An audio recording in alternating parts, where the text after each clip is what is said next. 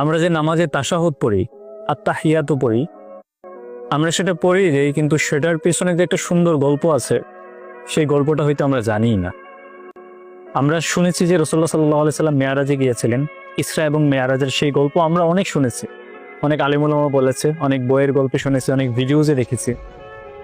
কিন্তু রাসূলুল্লাহ সাল্লাল্লাহু আলাইহি সাল্লাম আল্লাহ তাআলার সাথে ইসরা এবং মেয়ারাজে একটা কথোপকথন করেছিলেন। সেই কথোপকথনটাই হচ্ছে তাশাহুদ তথা আত্তাহিয়াতে। রাসূলুল্লাহ সাল্লাল্লাহু আলাইহি সাল্লাম আল্লাহ তাআলার সাক্ষাতে কিন্তু আল্লাহ তাআলাকে সালাম দেন নাই, কারণ আল্লাহ রাব্বুল আলামিন নিজেই তো শান্তি দেন সবাইকে। আল্লাহ তাআলার শান্তি চাওয়াটা তো আর মানায় না, রাইট? সেই জন্য রাসূলুল্লাহ সাল্লাল্লাহু আলাইহি সাল্লাম আল্লাহ তাআলাকে উদ্দেশ্য করে বললেন যে আত্তাহিয়াতু লিল্লাহি ওয়াসসালাওয়াতু আত-তাইয়্যিবা, যে সমস্ত প্রশংসা, সমস্ত সমৃদ্ধি, সমস্ত পবিত্রতা আল্লাহ